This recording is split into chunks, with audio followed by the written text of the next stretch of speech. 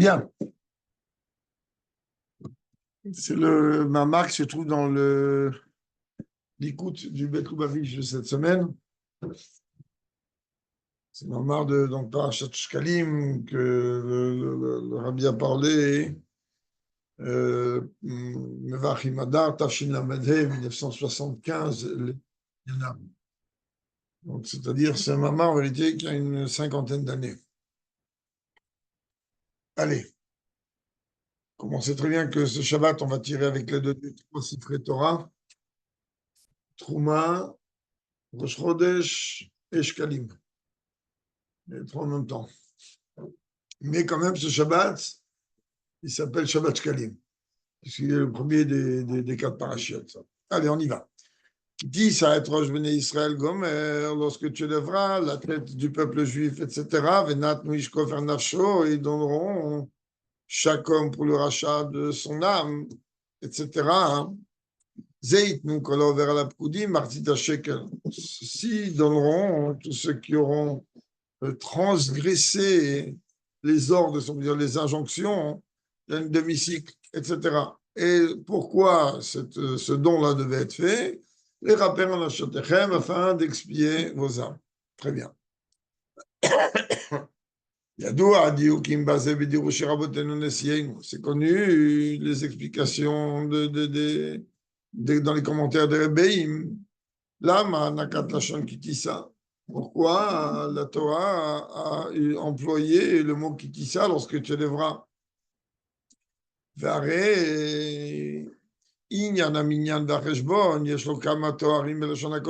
Dénombré en hébreu, compter en hébreu, il y a plusieurs termes, il y a plusieurs mots. Kitissa, ça veut dire aussi dénombré, mais ça veut dire aussi et surtout élevé. C'est-à-dire que si je vais enlever toute la suite, je vais dire kitissa, c'est lorsque tu vas élever. Maintenant, il est clair que lorsque j'associe kitissa et roche, je ne vais pas dire tu vas élever la tête. Tu vas dénombrer, mais quand même la Torah utilise ce terme-là. Mashma mise shaminyan de Bnei Israël et des Martita Shekel, ayabo gaminyan shenesia vagba. De là, donc, on déduit, on comprend que le dénombrement du peuple juif au travers du demi-cycle, c'était quelque chose qui ne servait pas seulement à les dénombrer, mais aussi à avoir une action d'élévation. Ça, la vie n'a rien de basé. Et donc, c'est ça qu'on va essayer de comprendre dans ce moment. Comme ça, on a aussi besoin de comprendre. Qui dit ça être roche, qu'il est écrit lorsque tu lèveras la tête, Sharigam, Ilu Ayanema qui dit ça stam, Ouvan, Shakba, Vanesia, Charet, Echolagouf, Tcheze, Kolel Gamanche. Pourquoi on a besoin de dire tu lèveras la tête? Lorsque tu élèveras. Et automatiquement, à partir du moment où il va y avoir une élévation, l'élévation, elle va englober aussi la tête. Donc, qui dit ça être roche d'Afka. Alors pourquoi ici il dit qu'il dit ça être roche?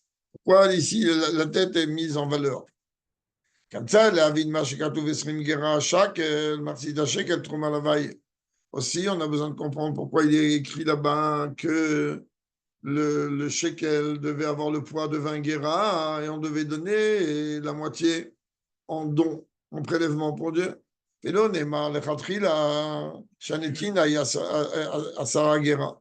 On n'avait qu'à dire depuis le début que le poids, il est de 10 guéras.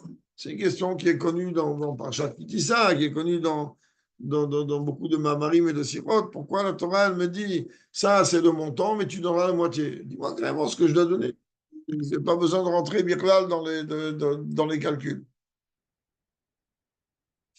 Comme ça, si on a besoin de comprendre qu'est-ce que ça veut dire afin d'expier vos âmes, des mashmamis et chanef, kapara, ça veut dire que là, tu me dis quoi? Que mon âme, elle a besoin d'expiation. Mais à partir du moment où on se trouve une situation de kitissa, je me parle de situation, de projection, d'élévation du haut vers le bas, du bas vers le haut, pardon. Erev Shach Inyan Adoresh Kapara. Qu'est-ce que ça vient faire ici? Que ça a besoin, hein, que ce soit un sujet qui a besoin d'expiation. Tu es en train de me parler de projeter du bas vers le haut, donc d'élever le peuple juif à travers cette mitzvah de Martzit Shekel, pas seulement de les dénombrer, mais de provoquer en eux une élévation. Après, tu viens de me dire, mais non, tu comprends, c'est des rappels à Nafshotechem. C'est-à-dire, tu es en train de venir me dire que mon âme, elle a besoin d'une capara, c'est-à-dire que mon âme, elle a fauté.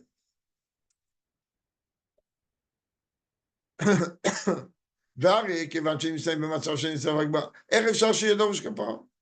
ועל דרך שאלת הזוהר, pareil, le Zohar, il dit à la pasuk, nefesh ki techeta, le Zohar, il dit, sur le pasuk, il nous dit, lorsque une âme, elle va fauter, et dit teva, est-ce que c'est possible, comment il traduit techeta, chez qui il va y avoir un manque? C'est une âme, elle ne peut pas fauter. Il peut y avoir un manque dans sa mission. D'ailleurs, le mot chet, il vient du langage risaron. Pour ça que Shlomo Melech dit En tzadik ba'aretz asher ya'aseh tov velo yecheta. Il n'y a pas de tzadik sur cette terre qui fait que du bien et qui ne faute pas. Or, déjà que tu dis un tzadik, la définition basique du tzadik, c'est quelqu'un qui ne faute pas. Je ne parle même pas de celle italien dont on a parlé hier. En général, c'est que c'est quelqu'un. Alors, le Chassidut a expliqué que le mochet, ça vient du langage chisaron. Ça veut dire que, comme on a parlé maintes fois, ce n'est pas une perte, c'est un manque à gagner. C'est-à-dire qu'elle n'exploite pas à 100%. דרך זה צרבי ou מה שכתוב לפני זה, זה ייתנו כל עובר על הפקודים. Plus, avant ça, il y a marqué, ceux-ci donneront tout celui qui va transgresser les injonctions, les ordres de Dieu. Mais d'un autre côté, quand on parle de Pekoudim, on traduit, nous, Pekoudé dans le sens de dénombrer, mais ce n'est pas seulement dénombrer.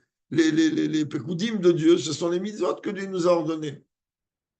Alors, comment tu peux venir me parler ici tu me dis, mais non, une âme, elle ne faute pas, alors qu'il y a oui un langage de Chisaron. Et où on voit qu'il y a un Chisaron, c'est si ce Shabbat, il aurait été Erev Rosh Chodesh, on l'aurait vu. Parce que l'Haftara, elle aurait été quoi? À part Shkalim, on aurait rajouté Macha Chodesh. On aurait rajouté Venif Kata, qui Paget, moi j'avais, on parle de David, tu vas te faire remarquer par ton absence. Les Paget à la base, c'est te faire remarquer. Kinifkad, par ta place vide. Ça veut dire, pas comme David. C'est marqué que la place de David, c'est fait remarquer par son vide. בפרט, לפי פירוש חז"ל המובא בדירוש, מה שכתוב כל הרב אם קיים מעיד עבר על פיקודי, דהיינו חטא העגל. Et surtout, quand on regarde comment c'est parlé, c'est expliqué dans les commentaires, que quand on parle de Haover à la Pekoudim, de quoi on parle? On parle d'une faute grave. On est en train de parler de la faute du Vaudor. Et quand vous voyez, après, on connaît très bien la question. Même Moshe Rabbeinu lui-même, il a eu. Comment c'est possible qu'un demi-cycle, il va pardonner une faute aussi grave que ça? Mais c'est où, je sais pas, et c'est ça hein, que la paracha Shkalim, elle a été dite après la faute du Vaudor.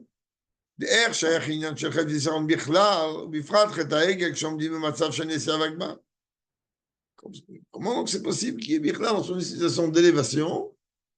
Comment c'est possible que tu peux venir me parler maintenant de Chet HaEgel? N'oublions pas qu'il n'y a pas d'ordre chronologique dans la Torah. Comme on a vu longuement que la semaine dernière, déjà, nous a parlé de l'ordre que Dieu il a dit à Moshe de monter au Arsinaï. C'est venu après le don de la Torah, après Parashat Yitro. De la même manière, dans Parashat Kitissa, d'accord, on va voir quoi? On va voir que là-bas, il y a le lien du Chet HaEgel, du Vaudor. Il n'y a pas d'ordre chronologique réellement. Donc là, il dit, le Parashat Shkalim, en vérité, il a été dit, chronologiquement parlant, après la faute du Vaudor. On parle ici qu'elle va venir expier, entre autres, la faute du Vaudor. Alors, comment dire là, tu peux venir me parler qu'il peut y avoir un manque quand on se trouve dans une situation de qui dit ça étrange, que le peuple juif est dans une situation où il est élevé. On peut expliquer la chose de cette manière. במצוות, ומחצית השקל, קלות עבודת האדם, שהיא באופן של מחצית בלבד. En vérité, dans la mitzvah de Martzita Shekel, on vient me sous-entendre la globalité du service de Dieu du juif. C'est-à-dire, on veut dire aux juifs, il faut que tu saches que quoi que tu fasses, ça ne sera qu'une moitié. C'est-à-dire 100% de tes capacités, ça ne sera qu'une moitié. L'autre moitié, c'est Dieu qui va la faire. Ça veut dire qu'un homme, il doit comprendre et ressentir en tout cas que tout son service de Dieu, il n'est qu'à moitié. 100% de ses capacités, c'est 50% de ce qu'il devrait y avoir. L'idée, chez Shalmelim, Avodat, Obishlemut, Vesagera, Shem, Kolezag, Nafsho. Mais le fait, qu'est-ce qu'on fait? On dit, il faut donner Esagera. Sagera, ça a une relation avec les 10 forces de l'âme. Ah, maintenant que lui va être mashlim, son travail avec les 10 forces de l'âme, les animchar amartitalion milmar. C'est-à-dire que là, moi, l'action, elle va compter 50%, mais si je vais la faire avec toute l'énergie, zeitnu, ralomat be'ashel esh, je vais la faire avec toute la force, toute l'énergie et tout ce qu'il faut, alors automatiquement, ça va venir me compléter de l'aide d'en haut pour que mon action, elle va être beshlemut. C'est-à-dire, à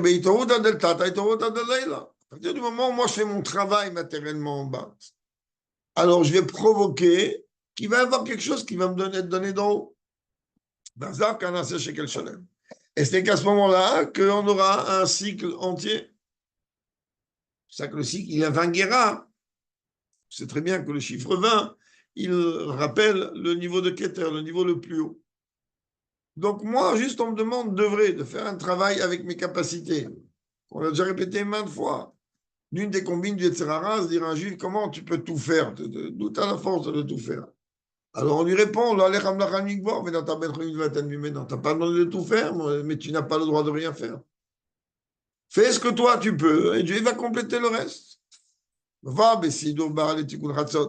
Comme c'est rapporté dans le Sido du Admoazaken, là-bas, où dans une des annotations sur Tikkun Chatzot,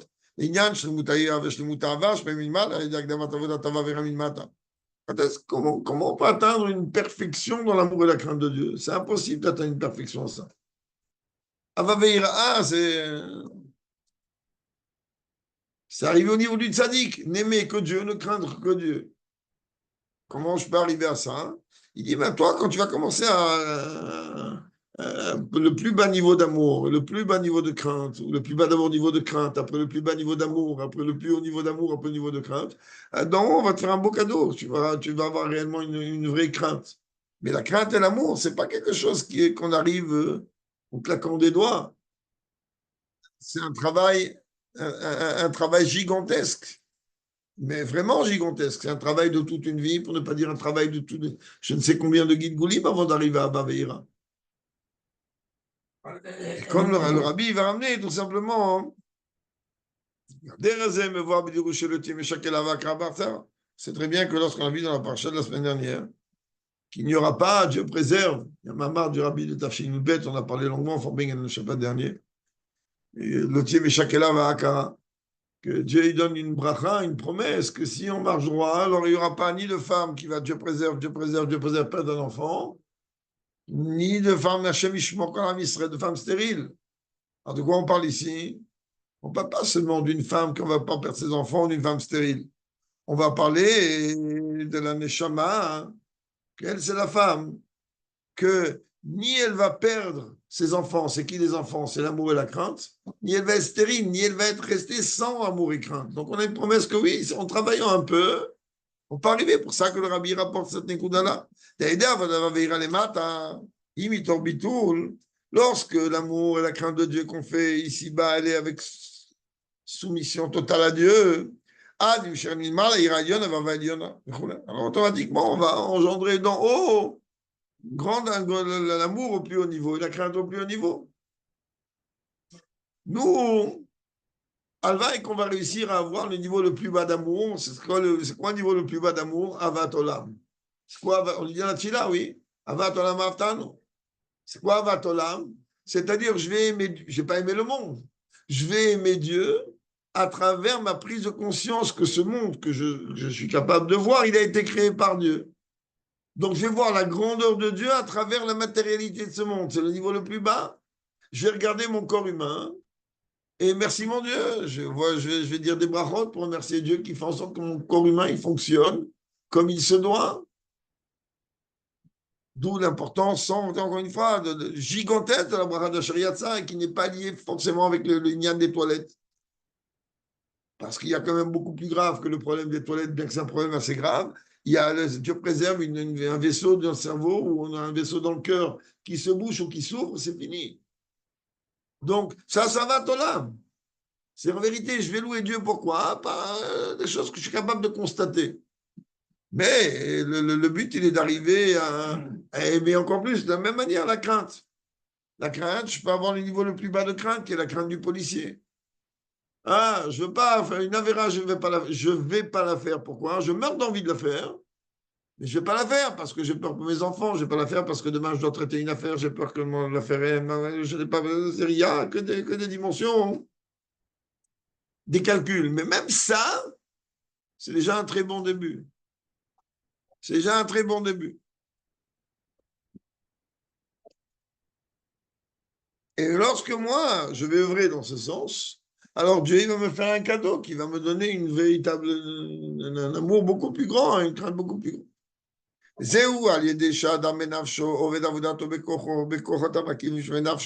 Le fait que l'homme, il va en vérité servir Dieu, faire son travail avec les forces intérieures de l'âme, des Oïnian qui dit ça étrange, c'est ça qu'on aura à lui dire lorsque tu vas élever la tête.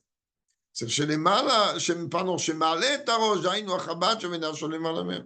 C'est-à-dire, il va prendre les dimensions intellectuelles de son âme, Chorma Binada, qui sont donc au niveau de la tête, et il va automatiquement, ça va être élevé au-delà complètement de ses forces. Le prix c'est-à-dire des dimensions de Makiv, c'est-à-dire on ne va pas seulement se contenter de Chabad, on va entrer dans Keter. C'est ça que c'est Esrim Gera,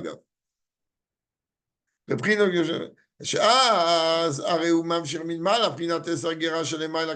donc, en vérité, qu'est-ce qu'il va faire? Ben, il va, oui, entraîner. Lui, il va donner 10, et donc on va lui donner 10, il va arriver au 20.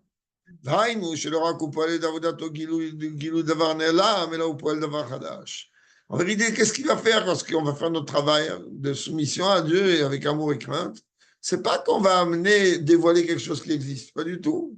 On va en vérité œuvrer pour qu'il y ait quelque chose de tout à fait nouveau, parce que il n'y a pas cette perfection sans qu'il y ait un appel d'en bas du travail, par le travail de l'homme, vers quelque chose qui va venir d'en haut. Il n'y a pas. S'il n'y a pas cette connexion, il n'y a pas. זה יובן גם מה שהעניין דקידיסת ראש מחצית השקל שעל תיקון חטא העגל. Et de là, tu vas comprendre quoi? Hein, la relation qu'il y a entre l'injonction de Kidisset Roche à travers le Mahatzita Shekel, le dénombrement de Shekel, et la relation avec la faute du Vaudor, de Avar al Pikudaya. C'est-à-dire que ça veut dire quoi? Il a transgressé les lois de Dieu.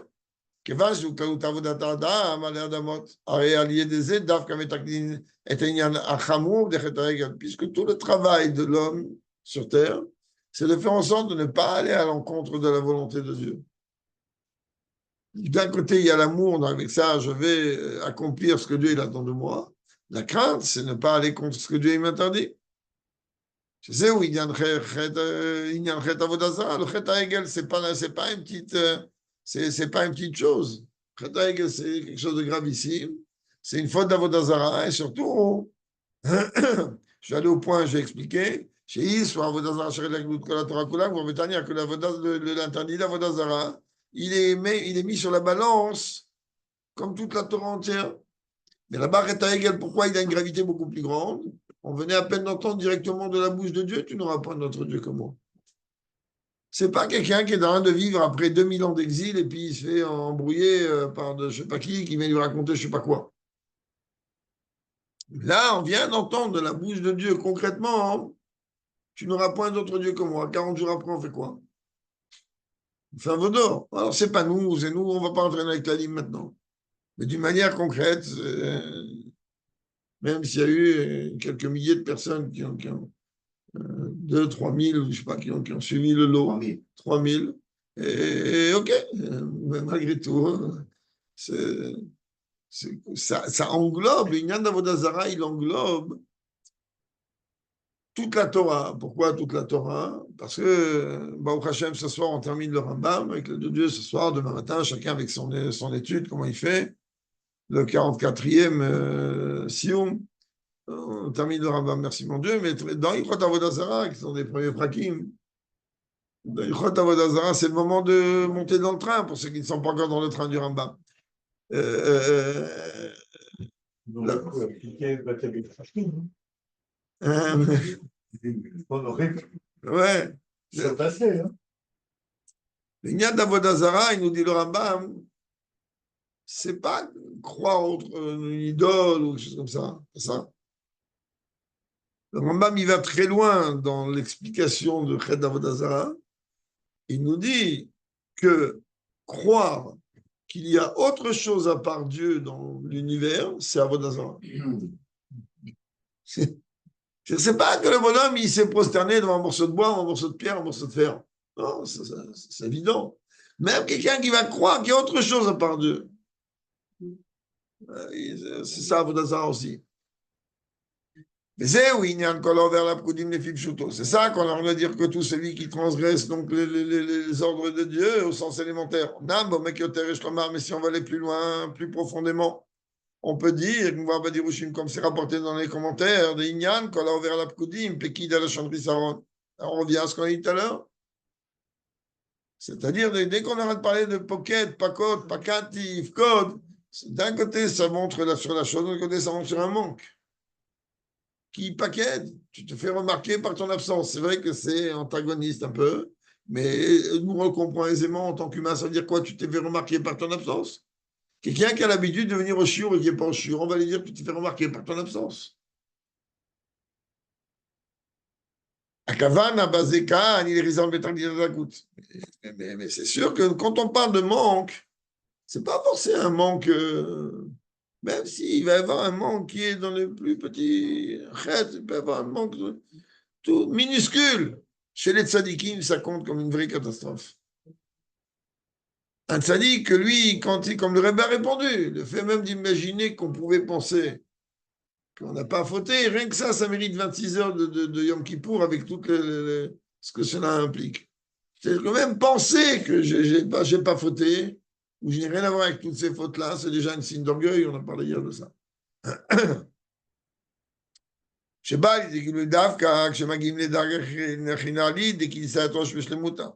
En vérité, quand est-ce que quelqu'un il peut calculer juste les manques qu'il a? Nous, des gens comme nous, enfin des gens comme moi, je ne dois accuser personne ici, alvaï que tout notre problème, c'est le manque.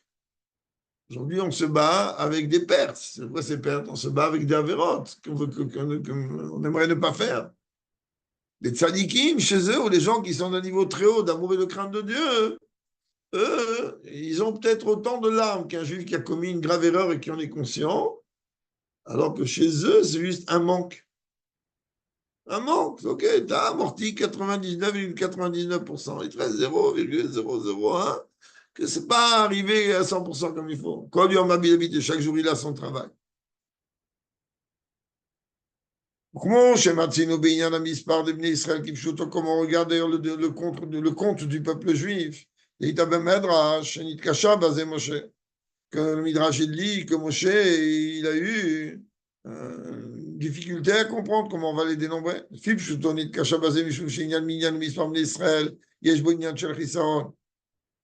Parce que dénombrer, c'est pas, c'est aussi un point qui n'est pas forcément positif. C'est ça que quand on compte dans le minyan, chez ta mère, on ne compte pas 1, 2, 3, 4. Donc dénombrer, ça apporte le contraire d'une bracha parfois. Alors, Rabbi n'a pas compris qu'est-ce que tu as besoin de compter et de recompter. C'est quoi le Inyan? Il y a un Inyan de Chisson. אמנם ישנו עוד פירוש בזה שהובא ברמז, דמה שנתקשה משה, ולפי שישראל, שורשם הוא למעלה מהמספר וחשבון. Alors, il y a un commentateur sur le Zohar, j'ai oublié son nom de ce maître-là, Moshe Zachuto, hein? Zachuta. Je n'étais pas sûr du nom, mais maintenant, Rabbi Moshe Zachuta, lui, il a beaucoup de commentaires sur le Zohar. Lui, il dit non. D'après la Pnimiout, c'est pas que Moshe, il ne savait pas que ça peut amener quelque chose de négatif de dénombrer. Mais il a dit le peuple juif, il est au-delà du dénombrement, il est au-delà du compte. C'est une valeur qui est au-delà de tout ce qu'on peut. Dans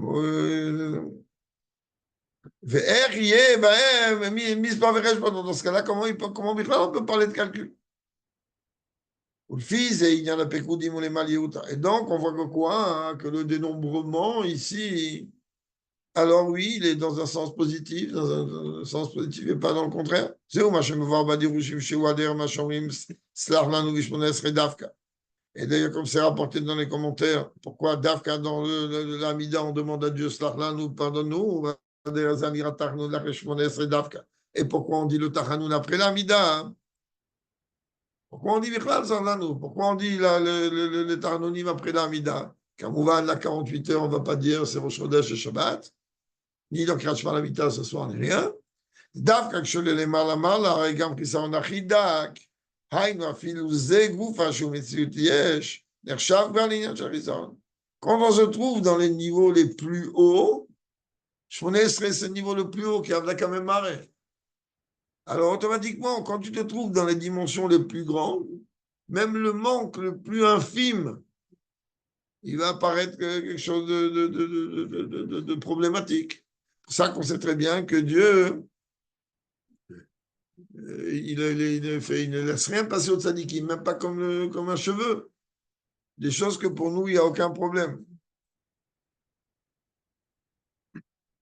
Qui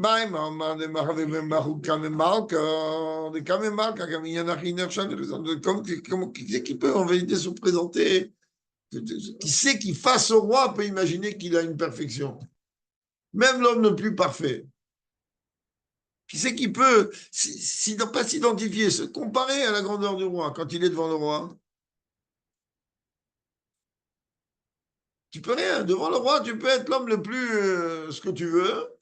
Tu vas te sentir, il te rime dans la barre, oui, tu vas te sentir rien, encore moins que rien, c'est normal, puisque le âme, dans le langage de la Torah, âme dérive du langage Gechalim Amamot.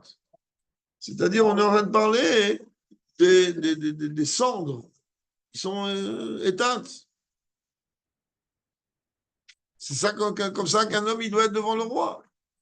On a vu dans Rambam hier, on a vu dans Rambam aujourd'hui.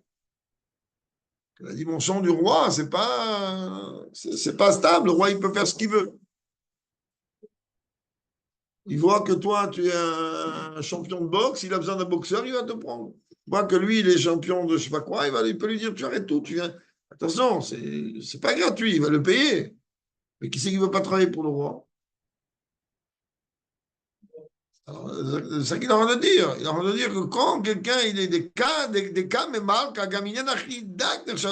face au roi, la plus petite, le plus petit manque, il peut être un problème. Il peut pas arriver devant le roi avec même un tout petit point comme ça, une tache dans un vêtement ou n'importe quoi. C'est une catastrophe. Alors que, en général, c'est pas un problème. Et c'est où il y a des rapports terrain. C'est ça en vérité qu'on a posé la question. Comment on peut parler d'expiation de l'âme? L'âme, qu'est-ce que tu veux qu'elle ait fait? Chez Gam, il y a un dagzem, il trappe les gammes. C'est-à-dire que l'âme, elle peut avoir un manque. Un manque, oui, elle peut avoir. Le fait que le corps ou l'âme animale, ou peu importe qui, suivant la personne, le personnage, ne l'a pas laissé accomplir à 100% ce que lui il est en train de faire. Donc, il peut y avoir un manque. La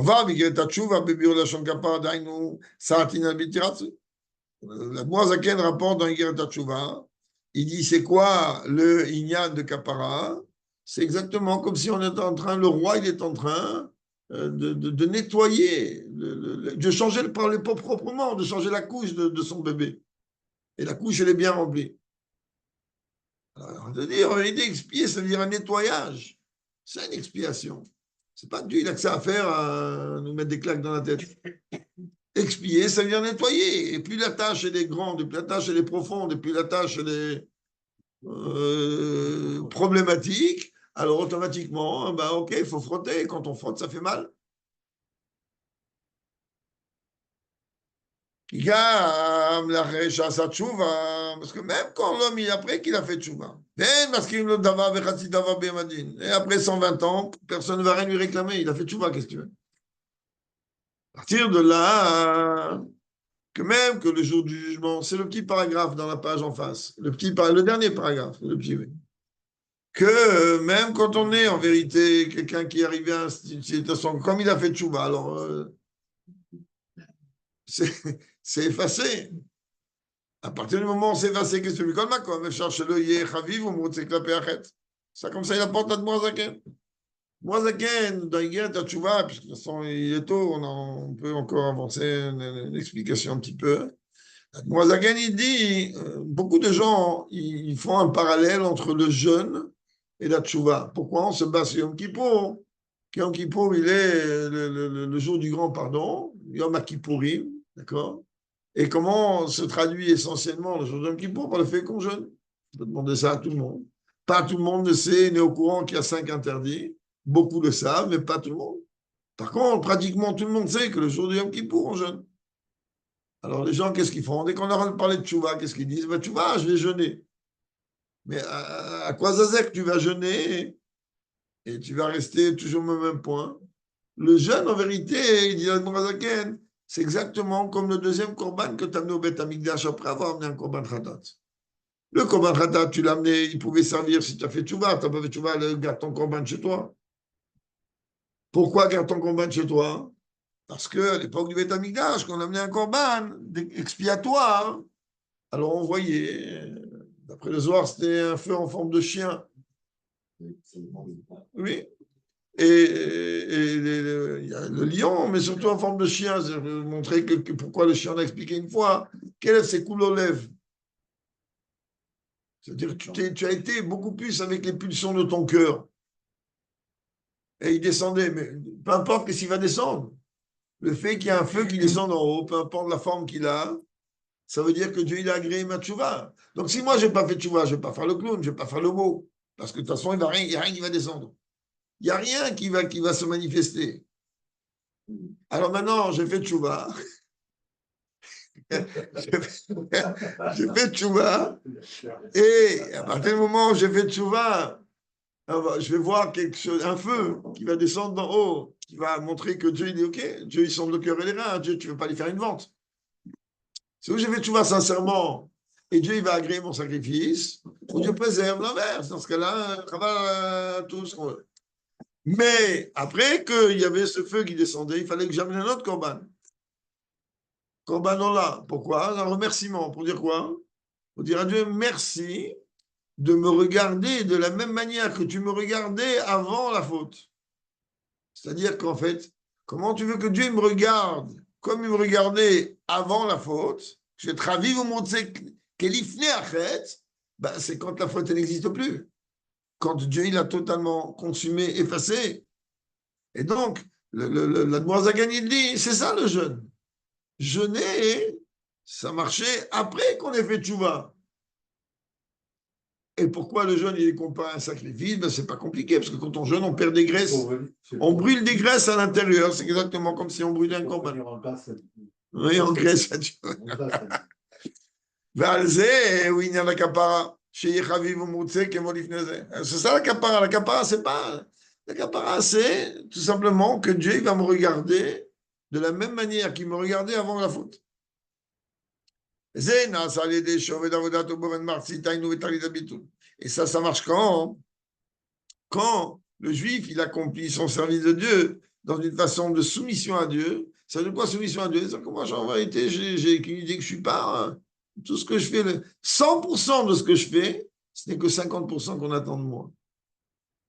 Mais c'est 100% de ce que je fais. Merveilleux, donc j'ai besoin encore plus. Comme Rabbi Shimon Bar Yochai, il a dit, Ana Simana Be'alma.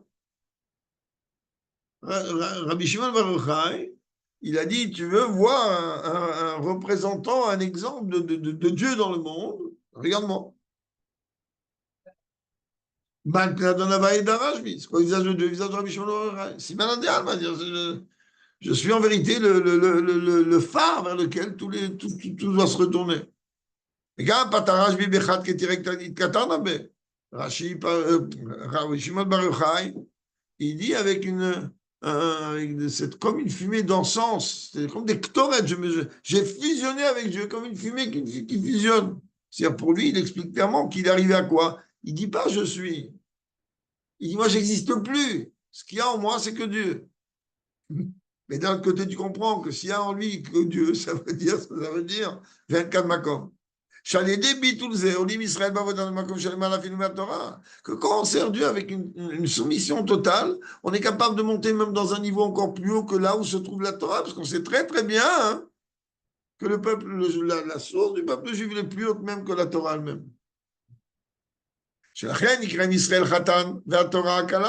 ça que dans d'autres facettes, le peuple juif il est appelé Khatan et la Torah est appelée la Kala.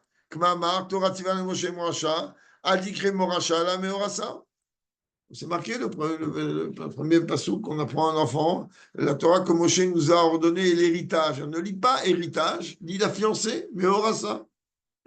À ce moment-là, hein, par le fait qu'on étudie comme ce soir, hein, alors on est en train d'attirer une dimension infinie de Dieu dans la Torah. Que ça, en vérité, ça fonctionne quand on n'oublie pas que l'étude de la Torah, elle doit être précédée de la bracha, de la Torah, chose qu'on fait le matin, avec un mouvan, la kavana, que ça va englober toute l'étude de la Torah de la journée. Comme David Shamechaber Torah, les Malav Akadosh Baruch Hu, comme David Amelech, que lui, il était capable de faire tout un tas de fusions grâce au terme de la Torah et grâce ne serait-ce qu'à ces Teilim, que les Teilim, maintes et maintes fois, on a dit que c'est le rov des Mamarim de Chassidut ou de Kabbalah ou même du Zohar. Combien c'est lié avec les Inyanim de David Amelech. C'est quelque chose que... Oublie la traduction, même si on va prendre la traduction des Teilim, mais quelqu'un il va connaître la traduction parfaite des Teilim, bien que ce soit des mots poétique, même si on va comprendre la traduction de Teilim, même si on va comprendre les mots de Teilim, après, quand on va creuser, on va s'apercevoir que les choses sont une dimension tout autre. Piège, et ça, en vérité, puisqu'on attend de nous la dimension d'un bitoul, c'est quoi le bitoul? Ben, c'est quand on a dit à Dieu. D'abord, on fait, après, on comprend. C'est quoi Nishma? Ça veut dire l'étude. Mais le Naasé, on va faire d'abord, si je suis totalement soumis, annulé à Dieu, comme Ishtaravaya, pas prosterné. Et donc à partir de là, on comprend que ce niveau-là, il est capable d'amener des niveaux infinis.